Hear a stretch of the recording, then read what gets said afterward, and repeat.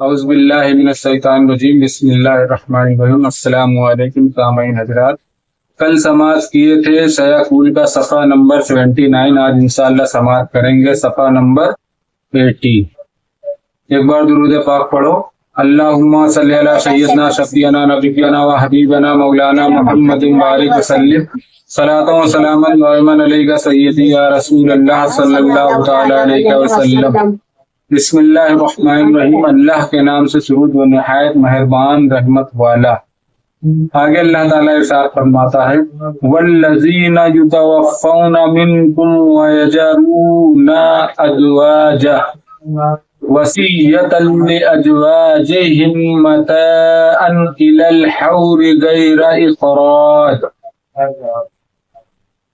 اور جو تم میں مرے اور بیویاں چھوڑ جائیں وہ اپنی عورتوں کے لیے وصیت کر جائیں سال بھر تک نان و نفقہ دینے کی وہ نکالیں۔ آگے اللہ تعالیٰ ارشاد فرماتا ہے فَإِنْ خَرَجْنَ فَلَا جُنَاحَ عَلَيْكُمْ فِي مَا فَعَلْنَ فِي أَنفُسِهِنَّ مِن مَّعْرُوفٍ وَاللَّهُ عَزِيزٌ حَكِيمٌ۔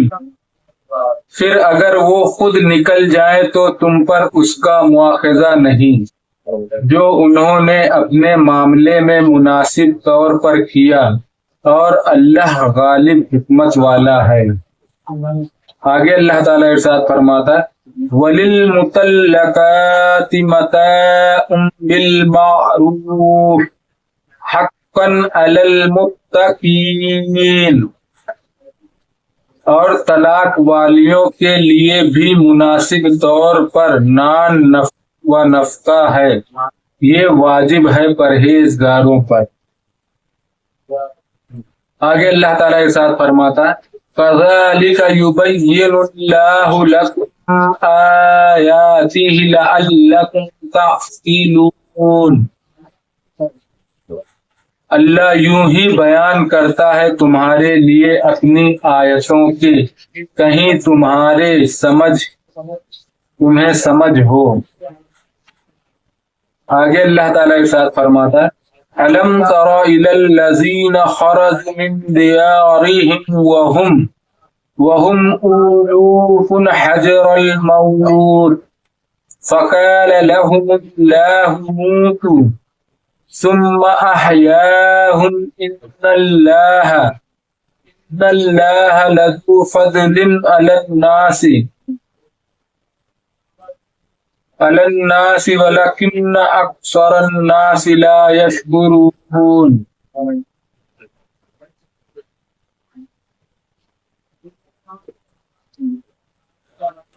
اے محبوب، کیا تم نے نہ دیکھا تھا انہیں جو اپنے گھروں سے نکلے اور وہ ہزاروں تھے موت کے ڈر سے، تو اللہ نے ان سے فرمایا مر جاؤ، پھر انہیں زندہ فرما دیا۔ اللہ جس کو جو چاہے کر سکتا ہے۔ بے شک اللہ لوگوں پر فضل کرنے والا ہے، مگر اکثر لوگ ناشکرے ہیں۔ زیادہ تر لوگ کیا ہیں؟ ناشکرے، اللہ کا شکر نہیں ادا کرتے، کچھ بھی مل جائے۔ آگے اللہ تعالیٰ ارشاد فرماتا ہے وَقَاتِلُوا فِي سَبِيلِ اللَّهِ وَاعْلَمُوا أَنَّ اللَّهَ سَمِيعٌ عَلِيمٌ، اور لڑو اللہ کی راہ میں اور جان لو کہ اللہ سنتا جانتا ہے۔ آگے اللہ تعالیٰ ارشاد فرماتا ہے من ذا الذی یقرض اللہ قرضا حسنا فیضاعفہ لہ اضعافا کثیرا واللہ یقبض ویبسط والیہ ترجعون۔ کوئی جو اللہ کو قرض حسن دے تو اللہ اس کے لیے بہت گنا بڑھا دے، اور اللہ تنگی اور کشائش کرتا ہے اور تمہیں اسی کی طرف پھر جانا. ہم اسی سے آئے ہیں اور اسی کی طرف واپس جانا بھی ہے. شان نزول. اپنے اقارب کو ابتدائے اسلام میں بیوہ کی عدت 1 سال کی تھی. کتنے کی؟ 1 سال. ہاں. اور 1 سال کامل وہ شوہر کے یہاں رہ کر نان نفقہ پانے کی مستحق ہوتی تھی. پھر 1 سال کی عدت تو یتربصن بانفسہن 4 اشہر وعشرا سے منسوخ ہوئی. یہ آیت جب نازل ہوئی تو یہ حکم منسوخ ہو گیا، جس میں بیوہ کی عدت 4 ماہ 10 دن مقرر فرمائی گئی اور سال بھر کا نفقہ آیت معراج سے منسوخ ہوا، جس میں عورت کا حصہ شوہر کے ترک سے مقرر کیا گیا. لہذا اب اس کی وصیت کا حکم باقی نہ رہا. حکمت اس کی یہ ہے کہ عرب کے لوگ اپنے مورث کی بیوہ کو نکالنا یا غیر سے نکاح کرنا بالکل گوارا ہی نہیں کرتے تھے. مطلب اگر کسی کی بیوی کے آدمی ختم ہو جائے تو اس کے گھر والے دوسرے سے نکاح کرنے کو ہی اچھا ہی نہیں سمجھتے تھے، مطلب بہت برا سمجھتے اور اس کو عار سمجھتے تھے. اس لیے اگر ایک دم 4 ماہ 10 دن روز کی عدت مقرر کی جاتی تو یہ ان پر بہت ساخت ہوتی. لہذا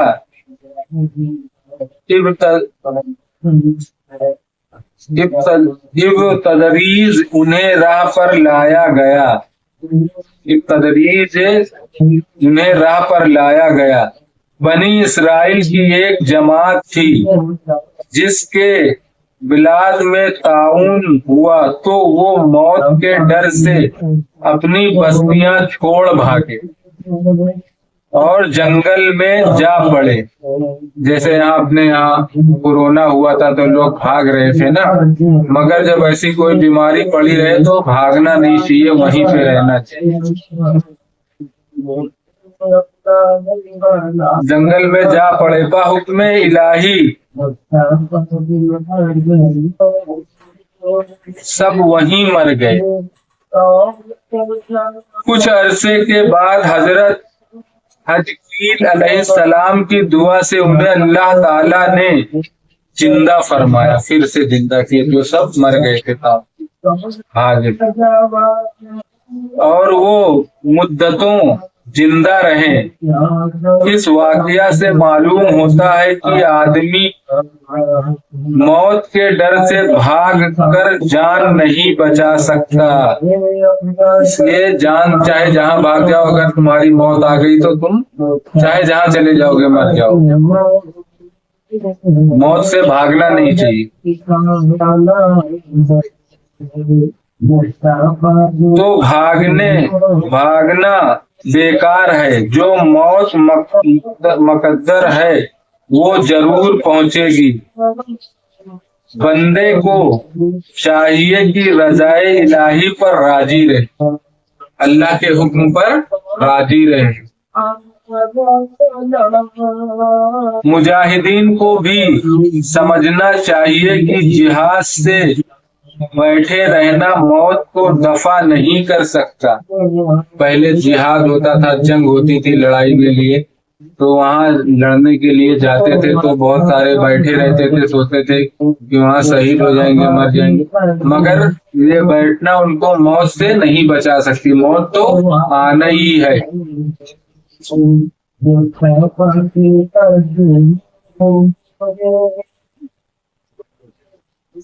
لہذا دل مضبوط رکھنا چاہیے. اور موت سے نہ بھاگو جیسا بنی اسرائیل بھاگے تھے، کیونکہ موت سے بھاگنا کام نہیں آتا۔ موت تو آئے گی اگر آنے کا ٹائم ہو گیا تو۔ یعنی راہ خدا میں اخلاص کے ساتھ خرچ کریں، اور راہ خدا میں خرچ کرنے کو قرض سے تعبیر فرمایا، یہ کمال لطف و کرم ہے۔ جیسے یہاں کسی کو قرض دیتے ہو، جیسے بھی تم قاسم کو 10 روپے دیے، بولے میں تمہیں ادھار دیا، بعد میں قاسم تمہارے کو 10 روپے لوٹائے گا نا، ایسے اللہ کی راہ میں خرچ کرو گے، 10 روپے خرچ کرو گے تو اللہ تعالیٰ اس کا تمہیں بہت زیادہ عطا فرمائے گا۔ کسی غریب کو دے دیے، بھوکا ہے اس کو کھانا کھلاتے، کسی غریب کو پیسہ دے دیے، کوئی محتاج ہے اس کو پیسہ دے دیے، یا کچھ کھلا پلا دیے، تو یہ قرض سے اللہ تعالیٰ تعبیر کیا کہ اس کا تمہیں بہت اجر و ثواب ملے گا۔ بندہ اس کا بنایا ہوا اور بندے کا مال اس کا عطا فرمایا ہوا، حقیقی مالک وہ اور بندہ اس کی عطا سے مجازی ملک رکھتا ہے۔ سب کچھ اللہ کا ہی ہے، جو تمہارے پاس پیسہ آتا ہے وہ بھی اللہ کی مرضی، محنت تم کرتے ہو مگر تمہارے نصیب میں ہو رہتا تبھی تمہارے تک وہ پیسہ آتا ہے۔ پھر بھی اللہ تعالیٰ مجازی ملک رکھتا ہے ہر کسی کو، مگر قرض سے تعبیر فرمانے میں یہ دل نشین کرنا منظور ہے کہ جس طرح قرض دینے والا اطمینان رکھتا ہے، جیسے تم نے قاسم کو دیا 10 روپے، تمہیں اطمینان ہے کہ قاسم مجھے 10 روپے واپس میں لوٹائے گا، تو اسی طرح جو مال خرچ کرتے ہو، کسی غریب کو دیتے ہو، کہیں غریبوں میں بانٹتے ہو، تو یہ دل میں اطمینان ہونا چاہیے کہ اللہ تعالیٰ اس کا اجر مجھے دے گا، کہ اس کا مال ضائع نہیں ہوا، وہ اس کی واپسی کا مستحق ہے۔ ایسے ہی راہ خدا میں خرچ کرنے والے کو اطمینان رکھنا چاہیے، جو راہ خدا میں خرچ کرے اس کو بھی اطمینان رکھنا چاہیے کہ میں نے جو اللہ کی راہ میں خرچ کیا وہ مجھے اللہ تعالیٰ اس کا زیادہ اجر عطا فرمائے۔ چاہیے کہ وہ اس انفاق کی جزا بالیقین پائے گا اور بہت زیادہ پائے گا، ایک دم سچا اچھا یقین ہونا چاہیے، اور اس کا کچھ زیادہ ہی تمہیں اجر ملے گا۔ باقی انشاءاللہ صدق اللہ العظیم، باقی انشاءاللہ کل سماعت کریں گے، اس کو نمبر ہوتی ہے۔ بسم اللہ الرحمن الرحیم، صلی اللہ علیہ نبی وآلہ صلی اللہ علیہ وسلم، صلاۃ و سلام علیک سیدی یا رسول اللہ صلی اللہ تعالی علیہ وسلم، یا اللہ یا رحمان یا رحیم یا مالک القدوس۔ یا اللہ ہم نے جو قرآن پاک کی تلاوت کی، اس کا پڑھنا سننا قبول عطا فرما۔ یا اللہ اس کے پڑھنے میں کسی قسم کی غلطی گستاخی بے عزیت میں رحم و کرم سے معاف عطا فرما۔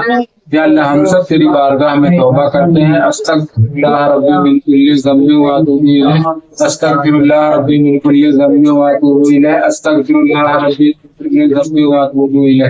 سبحانک رب العزۃ عما یصفون وسلام علی المرسلین والحمد للہ رب العالمین، لا الہ الا اللہ محمد رسول اللہ صلی اللہ تعالی علیہ وسلم۔ السلام علیکم ورحمۃ اللہ تعالی وبرکاتہ۔